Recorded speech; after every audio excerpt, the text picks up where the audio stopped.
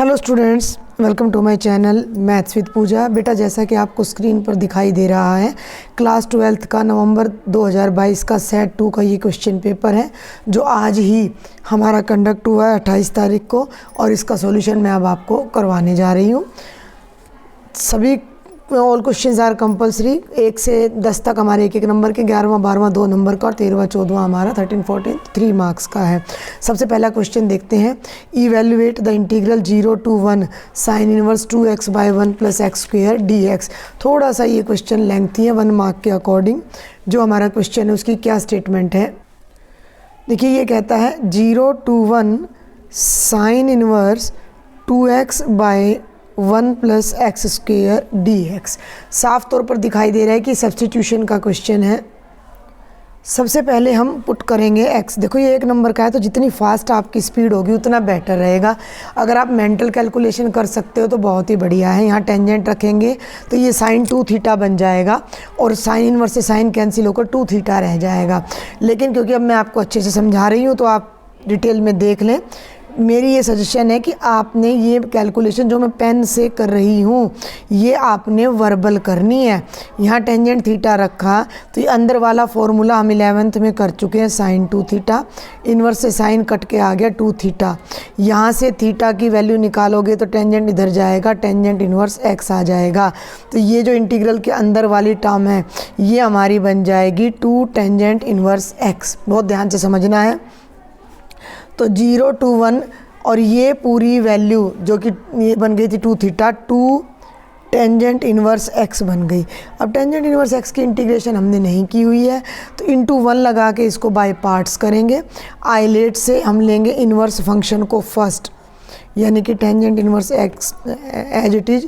Second की integration यानी 1 की इंटीग्रेशन x, टेंजेंट की डिफ्रेंशिएशन जो कि हो जाएगी 1/1 + x² और 1 की इंटीग्रेशन जो कि हो जाएगी x। 0 to 1 0 to 1 0 to 1 यहाँ अलग लगना था पर मैंने सारे इकट्ठा लगा दिया है। ये बन गया x टेंजेंट इन्वर्स x। अभी भी फिर शॉर्ट में करते हैं। ये नीचे फंक्शन है, इसकी डिफ्रेंशिएशन के लिए अगर मैं 2 से गुणा कर दूं और 2 से भाग कर दूं तो ऊपर आ गया 2x, नीचे आ गया 1 + x²। जब आप 1 + x² को z रखोगे तो 2x dx dz बन जाएगा। और ये जो इंटीग्रेशन जहाँ पर मेरी उंगली है ये बन जाएगी dz/z, यानी कि log ऑफ mod z। और z हमने किसको रखा है 1 + x² को।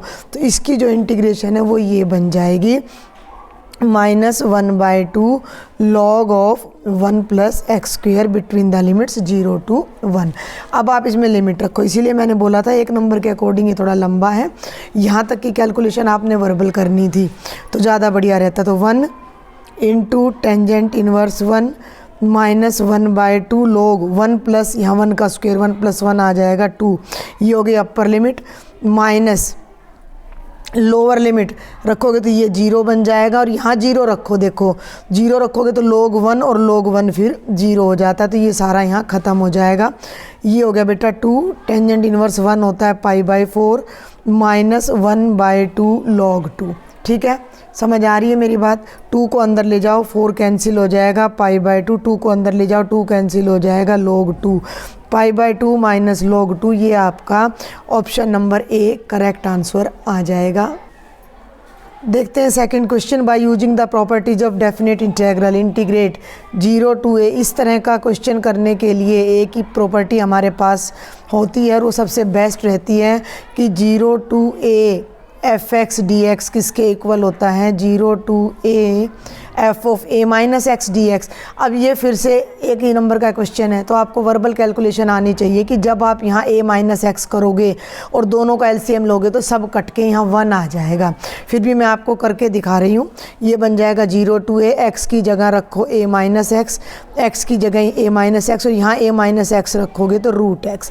ये इक्वेशन नंबर 1 और ये इक्वेशन नंबर 2। जो बच्चे लेक्चर देख चुके हैं, समझ चुके हैं, उन्हें ही ये समझ आने वाला है। इन दोनों को जब आप ऐड करोगे तो लेफ्ट में तो i + i 2i और राइट में ये LCM दोनों का सेम है और न्यूमरेटर भी सेम होके कट के 1 आ जाएगा 0 to a। समझ आ रही है बात भाई, बहुत शॉर्ट में करना है। तो 2 राइट में ले आओ, 1/2, 1 की इंटीग्रेशन हो जाएगी x 0 to a, upper limit a minus 0, यानी इसका जो आंसर है वो आपका a/2 आ जाएगा, जो कि आपका ऑप्शन नंबर सी है। Question number 3, area of region bounded by x square is equal to 4y, upwarded parabola, y is equal to 2, line parallel to x axis, y is equal to 4 and y axis in the first quadrant. जल्दी से देखते हैं क्या कह रहा है। x square is equal to 4y, y is equal to 2, y is equal to 4, y axis और first quadrant. देखो भाई, x square is equal to 4y, upwarded parabola, y is equal to 2 ये हो जाएगा, y इज इक्वल टू 4 ये हो जाएगा, y axis ये हो जाएगा, इसके और इसके बीच में केवल फर्स्ट क्वाड्रेंट में ये एरिया हमने निकालना है। लिमिट देखो, ये 2 है, ये 4 है, y की लिमिट पता है तो एरिया के लिए इंटीग्रेशन भी y में ही करेंगे। x dy कहाँ से कहाँ तक, 2 से 4 तक। x की वैल्यू कहाँ से लाओगे, इस कर्व में से लाओगे। जब आप इस कर्व को x के लिए सॉल्व करोगे तो x की 2 वैल्यू आएंगी, प्लस माइनस 2 रूट वाई। हम फर्स्ट क्वाड्रेंट ले रहे हैं तो 2 रूट वाई, 2 से 4, 2 रूट वाई डी वाई, 2 को बाहर ले लो, रूट वाई की इंटीग्रेशन कर दो, y की पावर 3/2 बाय 3/2, बाय 3/2 उल्टा होके 2/3 हो जाएगा। Between the limits 2 to 4, constant बाहर ले लो, 2 दूनी 4/3 और ये हो जाएगा y की पावर 3/2, 2 से लेकर 4 तक। लिमिट्स पुट कर दीजिए, 4/3 बाहर, यहाँ 4 रखोगे, 4 की पावर 3/2 माइनस, ये सॉल्व करना आना चाहिए। 4 का मतलब होता है 2 की पावर 2, उसकी भी पावर 3/2, 2 की पावर 3/2 कट गया, 2 की पावर 3 8, ये 8 माइनस 2 की पावर 3/2 का मतलब 2 रूट 2, 4 को अंदर ले जाओ, 4 8 जा 32 माइनस 8 रूट 2/3, ये हमारा आंसर आ जाएगा, जो कि बेटा आपके क्वेश्चन पेपर में ऑप्शन नंबर डी है, थर्ड का करेक्ट आंसर। क्वेश्चन नंबर 4 बिल्कुल वर्बल है, ऑर्डर बताना है डिफरेंशियल इक्वेशन का, y triple dash plus Y square plus e की power y dash is equal to 0। Order हर डिफरेंशियल इक्वेशन का होता है, डिग्री नहीं होती है। अगर ई की पावर में डेरिवेटिव है, कॉस है, लॉग है, साइन वगैरह के साथ डेरिवेटिव आ जाए तो डिग्री डिफाइन नहीं होती है। तो ऑर्डर हाईएस्ट ऑर्डर डेरिवेटिव है 3 बार, तो इसका ऑर्डर 3 आ जाएगा, जो कि ऑप्शन नंबर बी है, ऑर्डर हमारा 3 आ गया। क्वेश्चन नंबर 5 6 7 बहुत ही सिंपल है। ए की प्रोबेबिलिटी 6/11, बी की 5/11, ए इंटरसेक्शन बी की 4/11, probability of A by B, conditional probability of A by B, बिल्कुल simple formula, A intersection B by probability of B. A intersection B की क्या है 4/11, बी की क्या है 5/11, 11 से 11 कैंसिल, 4/5, ऑप्शन नंबर ए आ जाता है।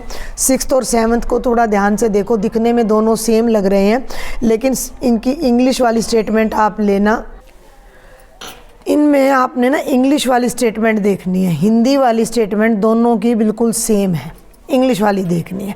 चलिए तो देखते हैं, पहले हम 6th क्वेश्चन की statement, let E and F be events with E की प्रोबेबिलिटी 2/5 है, एफ की 3/10 है और ई इंटरसेक्शन एफ 3/25 है, then E and F are independent. देखो बेटा, 2 इवेंट इंडिपेंडेंट तब होते हैं जब उनकी इंटरसेक्शन की प्रोबेबिलिटी उनकी सेपरेट प्रोबेबिलिटीज़ की प्रोडक्ट के इक्वल होती है।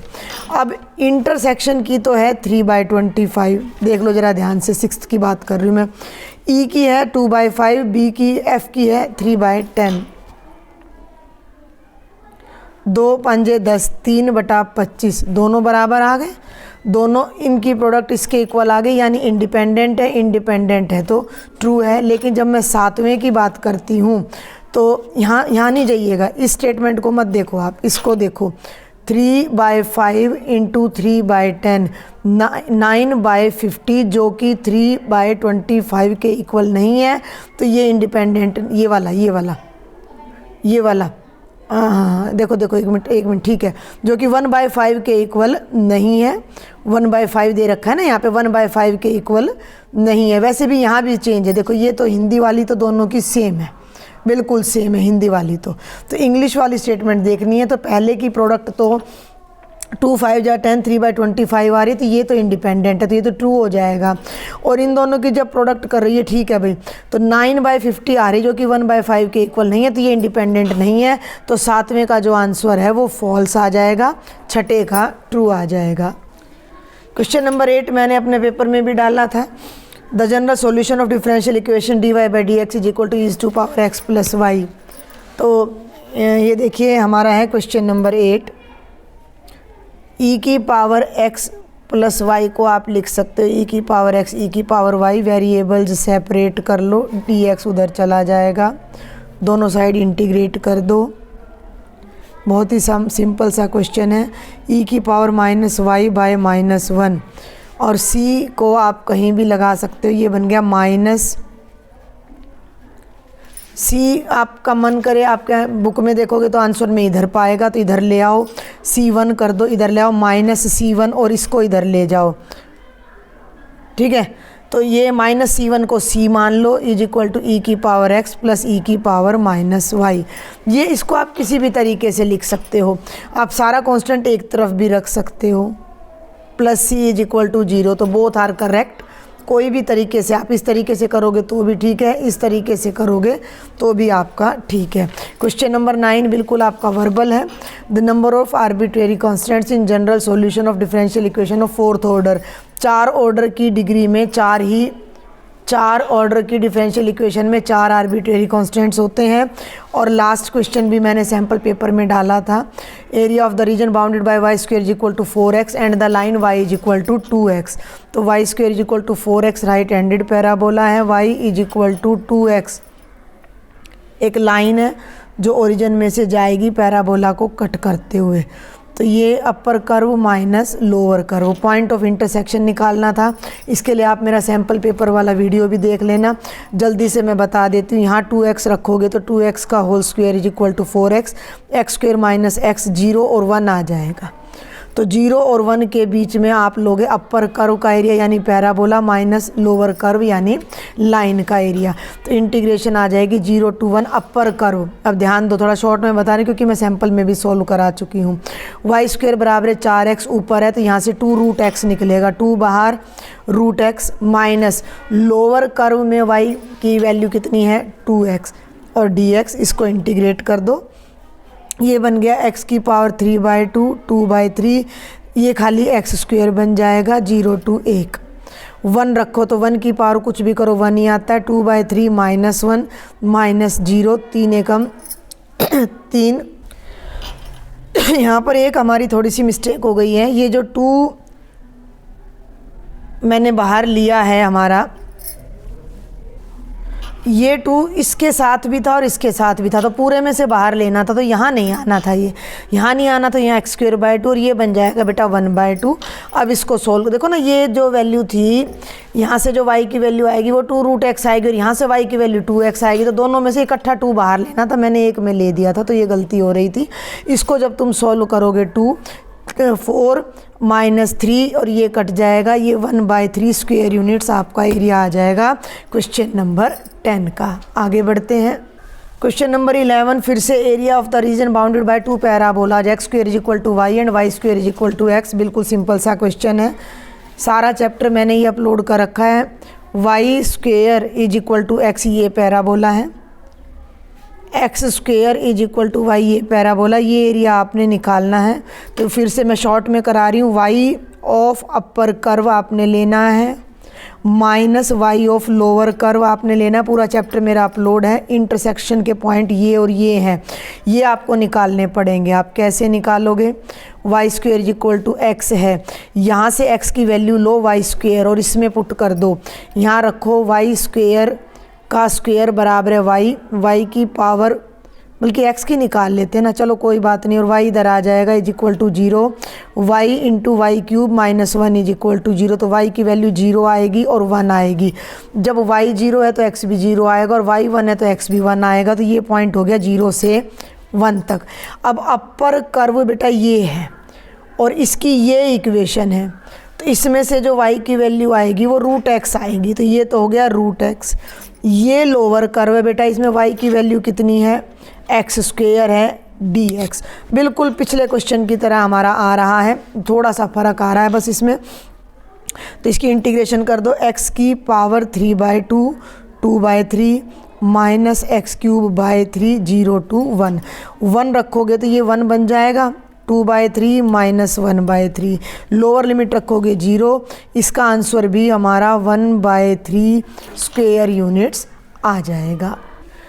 क्वेश्चन नंबर 12 फिर हमारा आ जाता है find the general solution of this differential equation. आप थोड़ा ध्यान दो तो ये भी वेरिएबल्स सेपरेबल का ही हमारा क्वेश्चन है। देखिए क्या स्टेटमेंट है, secant square X tangent Y D X plus secant square Y tangent X D Y is equal to 0। Right में ले जाओ, इसको तो लेफ़्ट में रखो और इसको राइट में ले जाओ तो minus secant square Y tangent X D Y. ध्यान देना यहाँ डी एक्स है ना, तो ये वाली टर्म इधर ले आओ, ये बन गया secant square X by tangent X D X. ये टेंजेंट वाई इधर ले आओ, minus secant square Y by tangent Y D Y, दोनों की कर दो इंटीग्रेशन। इसको जेड रखोगे तो ये डी जेड। आपके पास एक डायरेक्ट रिजल्ट होता है, integration of F dash x by F x D x होता है log of mod of F x. Tangent की डिफ्रेंशिएशन सीकेंट स्क्वायर होता है, ये फंक्शन है तो ये डेरिवेटिव है, तो इसकी इंटीग्रेशन हो जाएगी log of mod of tangent X minus log of mod of tangent Y. और जब दोनों लॉग में हो तो कांस्टेंट को भी लॉग में ले लो, ये इधर आके प्लस हो जाएगा और log m प्लस n होता है log mn, तो ये बन जाएगा log टेंजेंट x गुणा टेंजेंट y बराबर है log c। log से log कैंसिल, टेंजेंट x गुणा टेंजेंट y बराबर है c। ये हमारा आंसर आ जाएगा। लास्ट 2 क्वेश्चंस रह जाते हैं, लेकिन दोनों में 2-2 ऑप्शन दे रखे हैं तो हम उन सबको डिस्कस करेंगे। Find the area enclosed by the circle X square plus Y square is equal to A square. तो ये आप इसकी जो डिटेल है बेटा, मैं बार बार बोल रही हूँ, थोड़ा आज मुझे प्रॉब्लम भी है, गले में थोड़ी दिक्कत है मुझे, तो मैं थोड़ा सा शॉर्ट में करवाना चाह रही हूँ। आप लिख लेना, it is a circle with centre 0 0 and radius a. क्योंकि ये 3 नंबर का है तो थोड़ा सा डिस्क्रिप्शन देना आपका बनता है। पूरा चैप्टर मेरे चैनल पर अपलोड है, डिटेल्स सॉल्यूशन के लिए आप वहाँ प्लेलिस्ट में देख सकते हो। अब इस पूरे सर्कल का एरिया निकालना है। सर्कल चारों क्वाड्रेंट में सिमेट्रिक होता है, हम एक क्वाड्रेंट का एरिया निकालेंगे। एरिया ऑफ सर्कल उस एक का 4 गुना हो जाएगा। इसका नाम दे दो O A B, 4 times area O A B C O, यानी इस एरिया का 4 गुना। ये 0 है और ये डिस्टेंस कितनी है, स्मॉल a है, तो ये पॉइंट के कोऑर्डिनेट्स a0 हो गए। तो 0 से a तक की इंटीग्रेशन आपने करनी है अंडर दिस कर्व। तो ये हो जाएगा 4 गुणा 0 से small a y of d x. Y की वैल्यू आप यहाँ से निकालोगे तो क्या बनेगा, y square is equal to a square minus x square. तो वाई बन जाएगा a square minus x square का अंडर रूट। वाई बन जाएगा a square minus x, y square is equal to a square minus x square, ये इसका under root, इसको यहाँ रख दो। 4 0 to a सॉरी बेटा, ए स्क्वेयर माइनस एक्स स्क्वेयर का अंडर रूट डी एक्स, और ये हो जाएगा 4। इसकी इंटीग्रेशन डायरेक्ट हमारे पास होती है x/2 under root of A square minus x square plus A square by 2 sine inverse x/a between the limits 0 to a। वैसे तो सर्कल का एरिया हम सबको पता है क्या होता है, पाई आर स्क्वेयर। आर यानी रेडियस कितना है a, तो हमारा आंसर आना चाहिए पाई a स्क्वेयर। ये कैलकुलेशन अपने मन में पहले ही करके रख लो।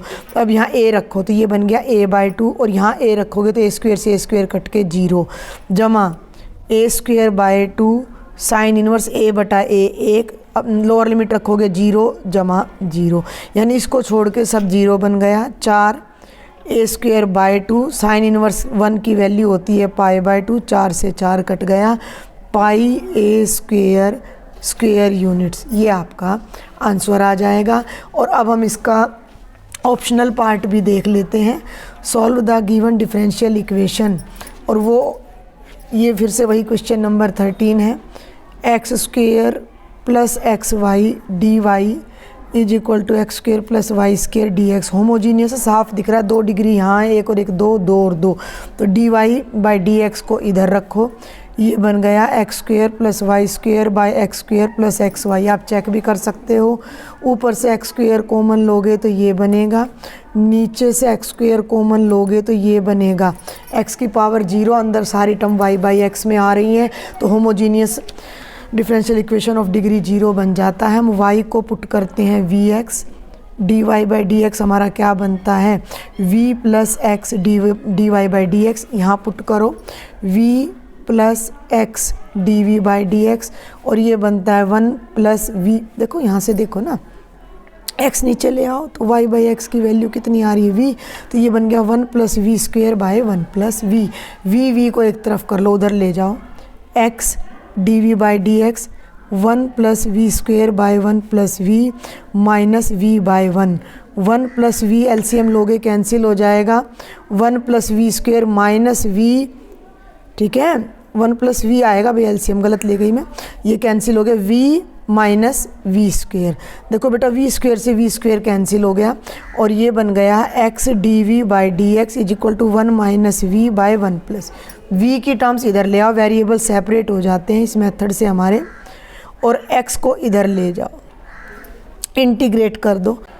ये अब देखो एक बार इसको आप, इसका सॉल्यूशन अब हम आगे कैसे करेंगे। ये नीचे 1 माइनस वी है, इसको ना थोड़ा सा स्पेशल ट्रीटमेंट हम देते हैं, 1 को क्या कर लेते हैं 2 माइनस 1 प्लस वी, कोई फ़र्क नहीं पड़ेगा, is equal to 1 by x D x. 2 बाहर, इन दोनों में से माइनस कॉमन ले लो, 1 minus v d v is equal to 1 by x D x. ठीक है, थोड़ा सा और ध्यान दो इसी पर, 2 के नीचे आ जाएगा 1 माइनस वी, 1 माइनस वी के नीचे आ जाएगा 1 minus v d v is equal to 1 by x D x. अब हमारी इंटीग्रेशन बिल्कुल सिंपल हो जाती है, 2 लॉग ऑफ 1 माइनस वी। और ये एक बात का अब आपको ध्यान रखना पड़ेगा कि ये जो माइनस है v के आगे वो यहाँ आ जाएगा और 1 की हो जाएगी v और ये हो जाएगी log ऑफ x और प्लस log ऑफ c आपका यहाँ पर आ जाता है। ठीक है, अच्छा अब आपको अगर आंसर गिवन है तो आपको उसको एक पर्टिकुलर फॉर्म में बदलना है, नहीं गिवन है तो कोशिश करो जितना ईजी कर सको। इस 2 को यहाँ ले जाओ, ये हो जाएगा minus log of 1 minus v का whole square minus v is equal to log x plus log c. Constant एक तरफ रख लेते हैं, हम कोशिश करते हैं बाकी सबको एक तरफ ले जाएं, तो कांस्टेंट प्लस माइनस में कोई फ़र्क नहीं पड़ता, इधर आ जाएगा, ये सब उधर चला जाएगा, log x plus log of 1 minus v का स्क्वेयर प्लस वी। ठीक है भाई, अब v की जगह हमने क्या करना है, v की वैल्यू को रिप्लेस करना है। v की वैल्यू क्या है, y बाई एक्स है, तो अब हम यहाँ y बाई एक्स रख के देख लेते हैं भाई। हैं log x, यहाँ y बाई एक्स रखोगे तो ये बन जाएगा 1 माइनस वाई बाई एक्स, यानी कि x देखो ना, मैं अभी यहीं पे सॉल्व करके आपको दिखाती हूँ इसी पेज पर, 1 माइनस वाई बाई एक्स का होल स्क्वायर, x यहाँ चला जाएगा तो ये बन जाएगा x minus y by x का होल स्क्वायर और ये बन जाएगा बेटा जी y बाई एक्स। ठीक है, इन दोनों को एडजस्ट कर दो, log c is equal to log m plus n है, log m इंटू एन हो जाएगा, ऊपर हो जाएगा x माइनस वाई का होल स्क्वायर, नीचे हो जाएगा x square plus y by x, cancel हो गया, केवल एक हमारा log x बचता है जो कि है तो माइनस। देखो अब इसको एक बार फिर देखो, वैसे तो आप इसको कहीं भी छोड़ सकते हो, ये आप पर डिपेंड करता है, क्योंकि हम पर्टिकुलर आंसर याद करके इसको सेट करने लगे तो नहीं होगा। ये बनेगा माइनस बटे में आ गया ना log x और प्लस वाई बाई एक्स, इस log x को यहाँ ले जाती हूँ मैं तो c के साथ ऐड हो जाएगा, ऐड होके ये क्या बन जाएगा log of c x is equal to log of x minus y का स्क्वेयर। इसको भी इधर ले आओ, माइनस हो गया, ध्यान से देखना मेरी बात को भाई, ये log x इधर आके प्लस का हो गया, log c जमा log सी एक्स बन गया और ये वाली टर्म इधर आके होगी minus log m minus log n, log m by n अब ये बनने वाला है अपना। देखिए ज़रा, log m हो गया सी एक्स बाई एन हो गया x माइनस वाई का होल स्क्वायर और राइट में आ गया y बाई एक्स। आप यहाँ भी छोड़ सकते हो, लेकिन अगर मैं आपकी बुक पे चलूँ तो log नहीं है, तो log को ख़त्म करने के लिए c x by x minus y का होल स्क्वायर ई बन जाएगा ई की पावर वाई। इसको उधर ले जाओ, c x is equal to x minus y का स्क्वेयर इंटू ई की पावर वाई बाई एक्स। ये आपका आंसर आ जाएगा। और अगर आप अपने एनसीईआरटी से हुबहू आंसर मिलाना चाहते हो तो ये टर्म नीचे डिनोमिनेटर में आएगी, ऊपर पावर चली जाएगी, नेगेटिव हो जाएगी। आपकी बुक में ये आंसर दे रखा है, तो बोथ आर करेक्ट, आपको सबके पूरे नंबर मिलेंगे। ठीक है, अब हमारा एक लास्ट क्वेश्चन रह जाता है 14th। देखिए बेटा, बेस थ्योरम पर बेस्ड है। A man is known to speak truth 3 out of 4 times. 4 में से 3 बार एक आदमी सच बोलता है। ये प्रोबेबिलिटी का क्वेश्चन है, लास्ट एग्जाम्पल है 13.3 का, और मैंने इसका सॉल्यूशन भी अपने चैनल पर अपलोड किया हुआ है। He throws a die and reports that it is a 6। वो एक डाई फेंकता है और दूसरों को कहता है कि भाई 6 आया है। अब ये नहीं पता वो सच बोल रहा है या झूठ। तो find the probability that it is actually a 6। In questions में थोड़ी ये प्रॉब्लम आती है कि हम E1 E2 किसको लें। तो जब उस बंदे ने डाई रोल की तो 2 ही इवेंट अक्कर होंगे। ध्यान देना, मैं बार बार कह रही हूँ, इसका सॉल्यूशन मेरे चैनल पर अपलोड है। फुल डिटेल के लिए आप वहाँ पर जाएँ।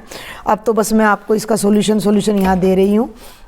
Late E1 be the event that 6 comes when we roll a die। ठीक है, E2 be the event 6 does not come, 6 does not come।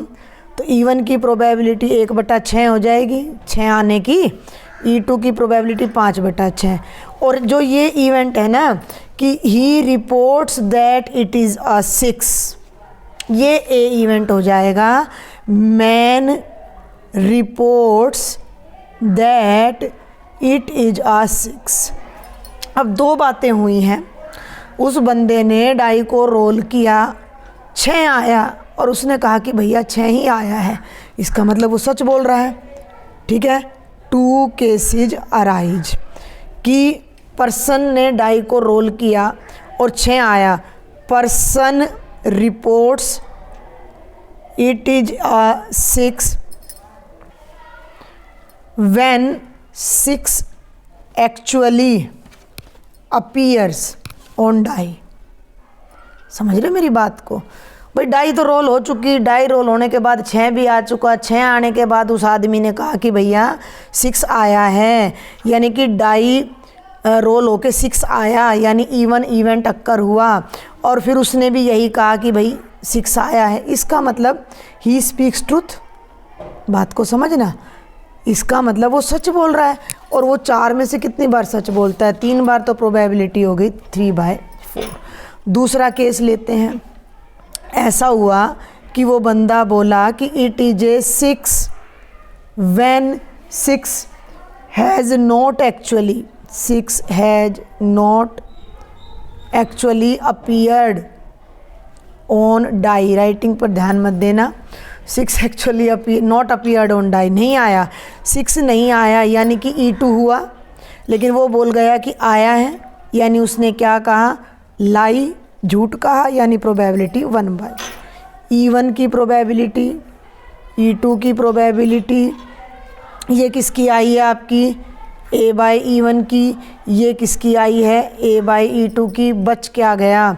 बच क्या गया कि उसने रिपोर्ट की थी कि 6 आया है और वास्तव में 6 आया हो। तो यूजिंग बेज थ्योरम अब हम किस चीज़ प्रोबेबिलिटी निकालने जा रहे हैं? प्रोबेबिलिटी किस चीज़ की है कि इट इज़ एक्चुअली 6 व्हेन, जबकि आदमी रिपोर्ट करता है कि ये 6 है। When man reports it is a 6। ध्यान देना, रिपोर्ट कर चुका है यानी ए हो चुका है और 6 आया है E1/A। तो यहाँ आप किसको यूज करने जा रहे हो बच्चों? बेस थ्योरम को। तो बेस थ्योरम क्या कहती है? फॉर्मूला याद कर लो। Probability of E1, probability of A/E1, probability of E1 A/E1 plus probability of E2 A/E2। Values put कर दो। E1 की है 1/6, A/E1 की है 3/4। नीचे आ जाएगा 1/6 इंटू 3/4, E2 की है 5/6 और ये है 1/4। LCM हम काटेंगे नहीं कहीं भी। ऊपर आ गया 3/24, नीचे आ गया 3/24, 5/24 सब जगह कैंसिल, 5 और 3 8, 3/8 हमारा फाइनल आंसर आ जाएगा। और डिटेल्ड सॉल्यूशन के लिए आप 13.3 का सॉल्यूशन मेरे चैनल पर देख सकते हो। और इसी क्वेश्चन की चॉइस में डेफिनेट इंटीग्रल से दे रखा है evaluate 0 to pi x dx by 1 plus sine x. 7.11 का ये 12th क्वेश्चन आपका है, आप अपनी बुक में देख सकते हो। 0 to pi x by 1 plus sine x dx, यही प्रॉपर्टी शुरू में भी मैं आपको बता चुकी हूँ। सेम प्रॉपर्टी आपने यहाँ पर यूज करनी है। तो ये देखो 0 to पाई ये हो गया pi minus x, 1 plus sign of pi minus x dx। फिर ध्यान दो ये ऊपर आ गया पाई 1 प्लस साइन 180 माइनस थीटा होता है साइन थीटा। ये नंबर 1 ये नंबर 2 दोनों को ऐड करो, लेफ़्ट साइड से हो गया 2i। डिनोमिनेटर दोनों का सेम है, ध्यान दे लो। तो नीचे आ जाएगा 1 प्लस साइन एक्स, ऊपर यहाँ x आएगा, यहाँ पाई माइनस एक्स कैंसिल होकर ये बन जाता है pi by 1 plus sine x dx। पाई को बेटा बाहर निकाल लो और अंदर ना आप क्या करो, रैशनलाइज कर दो इसको 1 माइनस साइन एक्स से मल्टीप्लाई कर दो, 1 माइनस साइन एक्स से डिवाइड कर दो। ये ऊपर तो आपका बन जाएगा 1 माइनस साइन एक्स, नीचे बनेगा 1 माइनस साइन स्क्वायर थीटा जो कि कोस स्क्वायर थीटा होता है। ध्यान से देखना भाई, क्वेश्चन को बहुत ही आसान है। 1 बाय कोस स्क्वायर बन जाएगा सीकेंट स्क्वायर। साइन के नीचे 2 कॉस हैं, थोड़ा शोर ज़्यादा हो रहा है स्कूल में ना, देखिए ज़रा। साइन के नीचे 2 कॉस हैं तो एक हो जाएगा साइन बाय कॉस, एक हो जाएगा 1 by cos. Sine by cos बन जाएगा टेंजेंट और ये सीकेंट एक्स dx। दोनों की इंटीग्रेशन का हमारे पास डायरेक्ट फॉर्मूला है। सीकेंट स्क्वायर की होती है टेंजेंट और इसकी होती है secant x 0 to pi. Value put कर दो, ये बन गया बेटा tangent pi minus secant pi minus tangent 0 minus secant 0। Tangent पाई इधर हमारा लेफ़्ट में जो चल रहा है उसको हमने नहीं भूलना है। टेंजेंट पाई 0 होता है, सीकेंट पाई हमारा -1 होता है, ध्यान देना। तो ये हो जाएगा +1। टेंजेंट 0 0 होता है और सीकेंट 0 हमारा 1 होता है। 1 माइनस माइनस +1, 1 और 1 2 हो जाएगा। तो ये 2 को इससे करोगे 2 पाई और 2 से 2 कैंसिल हो जाएगा और हमारा आंसर केवल कितना आ जाएगा, पाई आ जाएगा। तो ये था आपका कंप्लीट सॉल्यूशन सेट 2 पेपर का। For any doubt do right me in the comment box, join my WhatsApp group and if you have not subscribed my channel till now please do subscribe, share with maximum students. Thank you.